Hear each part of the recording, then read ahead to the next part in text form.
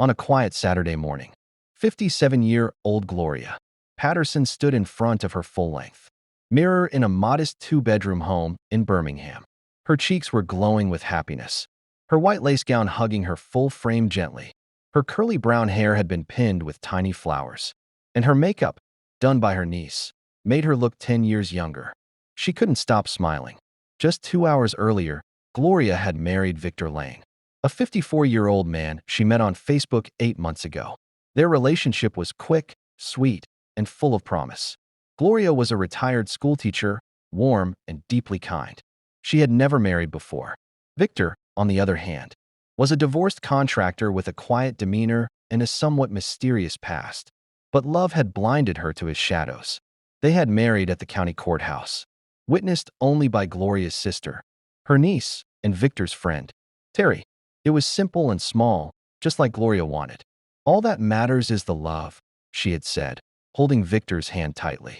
By 1 p.m., they were back at Gloria's house. She quickly logged into her Facebook account, selected the best photo of her and Victor, standing hand in front of the courthouse doors, and uploaded it with a glowing caption, "Finally married to the love of my life. Worth the wait. Hashtag Mrs. Lane, hashtag love wins." The post gathered over 70 likes in under an hour. Old friends commented congratulations. Former students sent her sweet emojis. Gloria kept checking her notifications, beaming with excitement. "I still can't believe it," she whispered to herself as she made tea. Victor was quiet. He sat on the couch, scrolling on his phone. Every now and then, he glanced at her and forced a smile. He had been distant since they got home, but Gloria assumed he was just tired from the long morning. Later that evening, Gloria prepared dinner: fried chicken, mashed potatoes, and coleslaw. All Victor's favorites according to what he had told her while dating. She even baked a small vanilla cake with strawberries. But Victor barely touched his food. "You all right, baby?" Gloria asked, concerned. He nodded slowly. "Yeah, just got a lot on my mind." They sat in silence. At 10 p.m., Gloria went to the bedroom to change into her nightgown. When she came out, Victor was staring out the window, phone in hand, whispering something she couldn't hear. She brushed it off. That night, Gloria posted one more thing on Facebook, a short video of her and Victor dancing in the living room to an old Luther Vandross song. Her caption read, "Still dancing, even after the wedding. God is good." She went to bed smiling. But outside the frame of her joyful posts, something was off. Victor's eyes weren't dancing. His smile didn't reach his eyes. And as Gloria drifted into sleep, she didn't notice him sitting in the dark living room, staring at his phone, reading a message from someone named Alicia, who had written, "So you married her? You know what to do next." Gloria woke up early the next morning, just as the sunlight slipped through the window blinds. It was her first morning as Mrs. Lang. She stretched with joy, her heart full, and turned to touch Victor beside her, but the bed was cold and empty. She sat up. "Victor." No answer. She got up and walked barefoot into the living room. Victor was seated on the couch, fully dressed in a black t-shirt and jeans. His phone was in his hand, and his face was stiff, like he hadn't slept all night.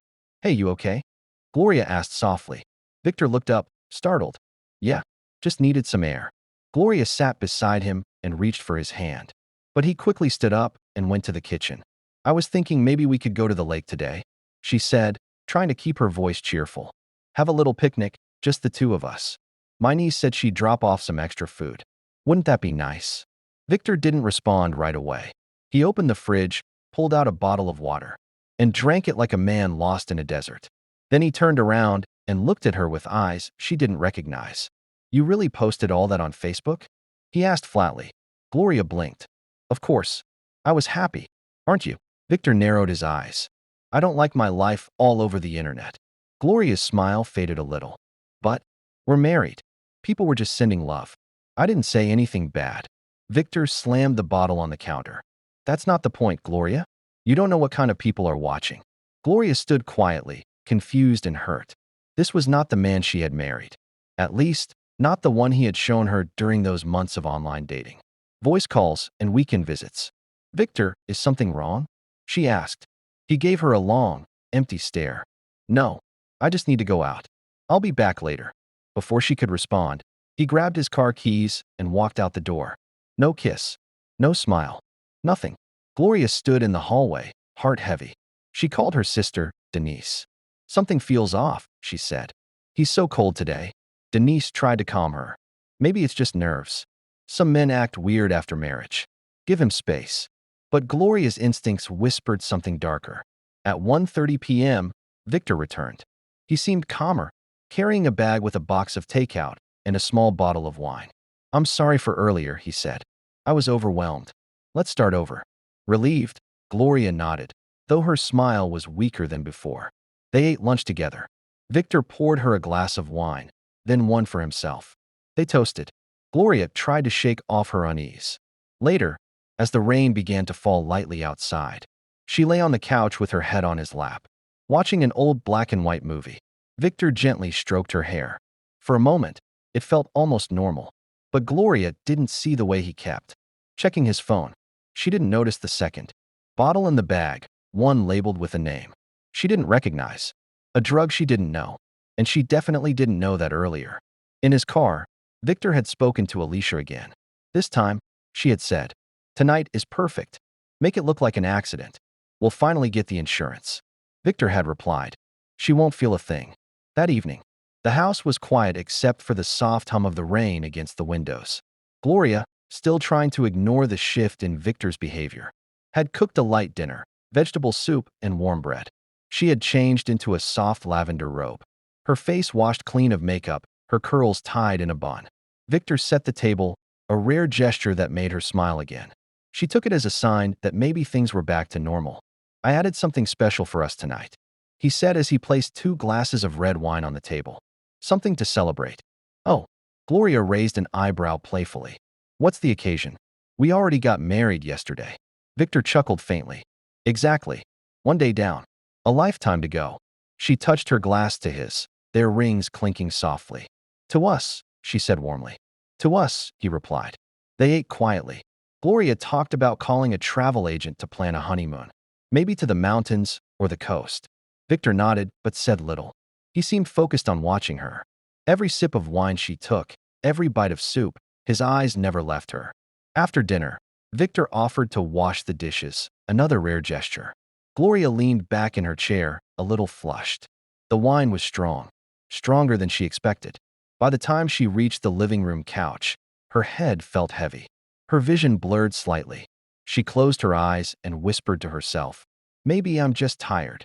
She never noticed that her wine glass had a different scent from Victor's. She never saw him slip something from his pocket into her drink while she turned to light a candle. Victor, after finishing the dishes, came to the living room. He saw her slumped over on the couch, eyes half closed, breathing slow.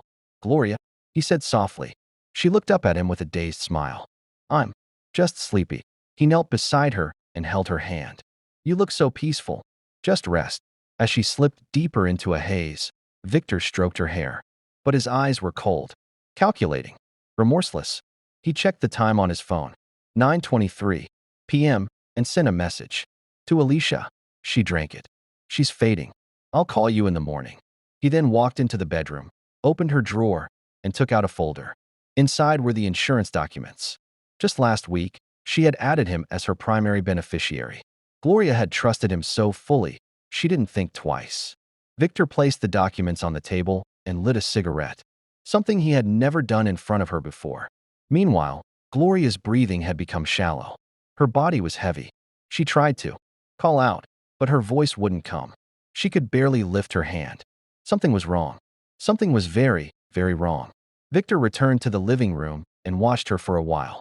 Then he leaned down and whispered in her ear, "You shouldn't have trusted me."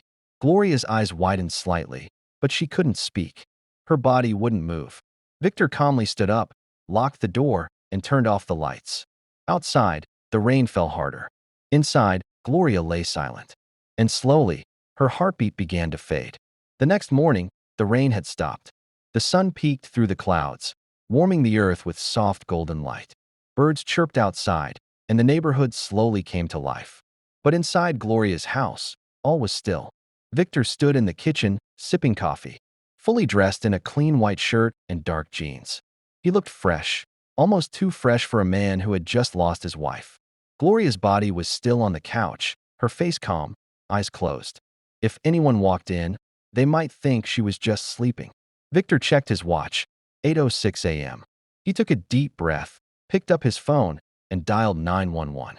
Emergency services, the dispatcher answered. Yes, my wife, Victor began, making his voice shaky. She's not breathing. I think. I think she's dead. Sir, stay calm. What's your address?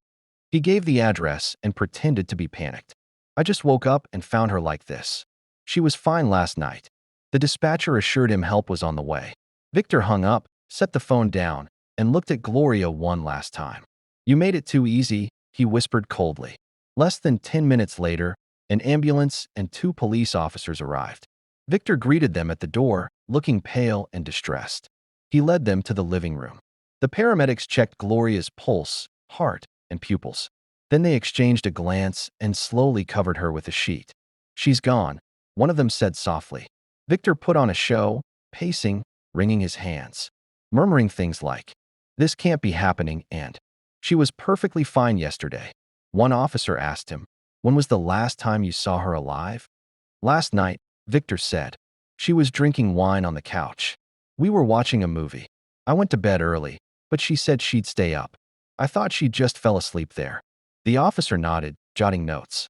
"Any health issues? Medications?" "Not that I know of," Victor lied. "She was healthy. She cooked dinner. We even danced yesterday." The paramedics carried Gloria's body out. A neighbor, Mrs. Evans, watched from across the street, shocked. She had just liked Gloria's wedding photo 18 hours earlier. Soon after, Gloria's sister, Denise, arrived. She had seen the Facebook post and had planned to stop by with cake. But instead, she was met with flashing lights and a white sheet. "No, no, no," Denise cried, clutching her chest. "What happened?" Victor hugged her with fake tears. She didn't wake up." Denise wept uncontrollably. She was so happy yesterday. Inside, Officer Grant walked around the house. He noticed the 2 wine glasses still on the dining table. One was half full, the other completely empty. He picked up the empty one with a gloved hand. "Let's send this in for testing," he told his partner. Back at the precinct, Victor made a call. "She's gone."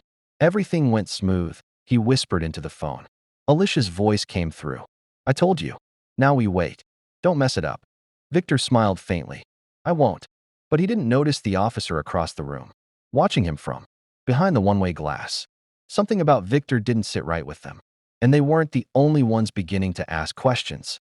2 days after Gloria's sudden death, her obituary was published in the local newspaper. It read like many others, kind words, mentions of her teaching years, her kind heart, and how she finally married the love of her life just 1 day before passing. But behind the sweet words, the police had quietly opened an inquiry. Something about the whole thing didn't feel right to Officer Grant. He couldn't shake the feeling since walking into the house that morning. Victor's calmness, his perfect story, the empty wine glass. It all seemed too neat. At the station, the forensic lab called. "Grant," the technician said, "we tested both wine glasses. One was clean. The other had traces of zolpidem, a strong sedative." Grant's stomach turned. "Are you sure?" "Absolutely. It was crushed and dissolved. In a high dose, it can cause slowed breathing. Enough to stop the heart, especially in someone relaxed, lying down." Grant scribbled a note. "Any prescription bottles found in the house?" "None for zolpidem, which makes it suspicious." Grant hung up and walked straight to his captain. "I want a deeper look into Victor Lane." The captain nodded. "Do it quietly. We don't have enough to charge, but we can dig." Meanwhile, Victor sat in Gloria's home office, going through her drawers. He found bank statements, insurance policies, and a file titled Final Will. His name was now listed as the sole beneficiary on both the will and the $250,000 life insurance policy she had updated just 2 weeks before the wedding. Victor smirked. He called the insurance company. "Just checking on the processing of a claim. My wife, Gloria Lane, passed away recently. Everything should be in order." But to his surprise, the agent replied, "Yes, sir. The claim is on hold until the investigation is cleared. It's standard when death occurs, within 30 days of a new marriage and new policy listing." Victor tried to stay calm. "Oh, I didn't know that." Back in the precinct, Officer Grant pulled up Victor Lane's history. A few things stood out. Victor had 2 failed businesses in the Past 10 years. He had filed for bankruptcy twice. He had been arrested once in Florida. In 2016, domestic disturbance. No charges were filed. And most concerning of all, 3 other women had listed him as an ex-fiancé on their social media profiles. All older. All had removed him from their lives abruptly. Grant reached out to one of them, Sherry Watson, a 62-year-old living in Ohio. When Grant called her and mentioned Victor Lane, she went quiet. "I should have reported him back then," she finally said. "He was sweet at first. Then he asked about my retirement accounts. When I said I wasn't ready to share money, he disappeared. Did you ever see anything strange? I once caught him reading my medical files. Said it was just curiosity, but it didn't feel right." Grant's suspicion deepened. He documented the interview and added it to a growing file titled, "Suspicious Death of Gloria Lane, Possible Homicide." Back at home, Victor got a knock on the door. 2 officers stood outside. "Mr. Lane," one said, "we'd like you to come with us to the station. Just a few routine questions. Nothing formal yet." Victor froze for half a second, then gave a nod. Of course. As he locked the door behind him, he didn't notice that Officer Grant, across the street, had already obtained a search warrant, and he was walking up the driveway, ready to open the secrets Victor thought he had buried. While Victor was at the station answering routine questions, Officer Grant and a small team entered the home with a signed search warrant. The house was quiet, almost too quiet, like it knew what was about to be uncovered. Grant headed straight for the bedroom and office. Another officer combed through the kitchen, while a third went to the trash bins outside. They worked methodically, every drawer opened, every file scanned. In the office, they found the insurance papers, clearly updated recently, with Victor listed as the sole beneficiary. Nothing illegal there, but the timing was suspicious. A fresh marriage, a sudden death, a $250,000 payout. Then Grant opened Gloria's laptop. Her search history showed phrases like, "How to change insurance beneficiary after marriage," "Best honeymoon destinations for older couples," "Happy wedding quotes for Facebook." She had no idea she was in danger. That hit Grant hard. But tucked deep in her email inbox, one message stood out. It was from her friend Sharon, sent just 3 days before her death. The subject line read, "Are you sure about Victor?" The message said, "I don't want to spoil your happiness, Gloria, but something about this man makes me nervous. He's secretive, and I couldn't find any real background info on him online. Please be careful. I know you're excited, but don't let love blind you. Just double-check everything before the wedding, okay?" Gloria had never responded. Meanwhile, outside, Officer Pena found a small black pill bottle in the bottom of the trash bin. The label had been torn off, but inside were white powdery traces and one small crushed pill. He carefully bagged it. Back at the station, Victor sat across from Detective Lewis and Officer Tara Blake. They kept their tone light, pretending they weren't suspicious. "Mr. Lane," Lewis said, "tell me again what happened that night." Victor repeated his story, how Gloria had too much wine, how she wanted to stay on the couch, how he woke up and found her cold. "And you didn't notice anything strange?" Tara asked. "No, she was fine when I went to bed." Tara leaned in slightly. "And you didn't hear her cough, gasp, or cry out?" "Not even once." Victor shrugged. "She was just sleeping, I thought." Detective Lewis nodded slowly. "You ever heard of Zolpidem, Mr. Lane?" Victor blinked. "What's that?" "A sedative. Used for sleep. Sometimes abused. We found traces of it in your wife's wine glass. You wouldn't know how that got there, would you?" Victor hesitated, but just for a second. "No. She might have taken something herself. I wouldn't know." Lewis leaned back. "Interesting. Because we couldn't find any bottles prescribed to her. And you know what else? We found an empty pill bottle in your trash. No label. Just powder and residue. Forensics is testing it now." Victor shifted in his seat. Officer Tara kept her eyes on him. "You sure there's nothing else you want to tell us?" Victor cleared his throat. "Am I being accused of something?"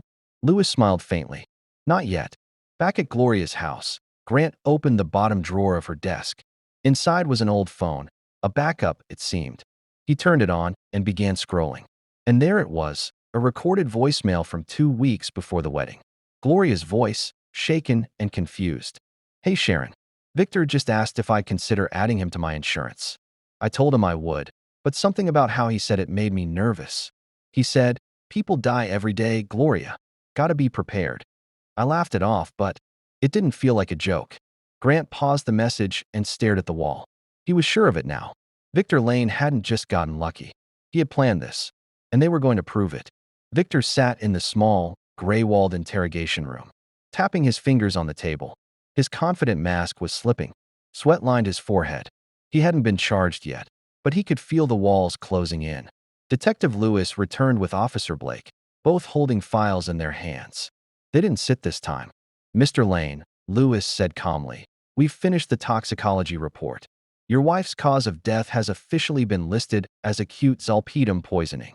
Over 40 times the standard sleep dosage was found in her system." Victor didn't blink. He tried to stay still.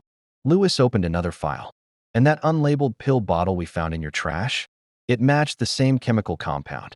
You didn't have a prescription for that drug. Neither did Gloria." Victor's jaw tightened. "Anyone could have put that there." Blake stepped forward. "We also obtained a warrant for your phone records. We found messages between you and a woman named Alicia Brooks. One message said, and I quote, 'You know what to do next.' That was sent the night Gloria died. Want to explain that?" Victor remained silent. Lewis didn't stop. "Alicia Brooks has already been brought in. She admitted to helping you plan this. She says you were broke, desperate for money, and you two were planning to run off together after collecting the insurance." Victor's face fell. She said that. She flipped on you fast," Blake added. "You were never going to get that money, Victor." The claim was flagged. "And now, with everything we've found, you're looking at first-degree murder." Victor finally spoke, his voice low. "She wanted it too. It wasn't just me." "But you mixed the drug," Lewis said. "You served her the wine. You watched her die." Victor lowered his head. He had nothing left to say. That evening, Victor Lane was officially arrested and charged with the premeditated murder of Gloria Patterson Lane, along with insurance fraud and conspiracy. Alicia Brooks was charged as an accessory and entered a plea deal in exchange for her testimony against him. The community was stunned. Many had celebrated Gloria's wedding photo just a day before her death. Now, they mourned the cruel betrayal that followed. At her funeral, Gloria's sister Denise stood beside her casket, tears in her eyes, reading a letter she had written. "You finally found love, or so you thought. You deserved a future, not a nightmare in disguise. But I promise you this, Gloria, justice is coming, and your story will not be forgotten." 6 months later, Victor Lane sat silently in a courtroom, watching as Alicia pointed to him during her testimony. Evidence after evidence was laid out.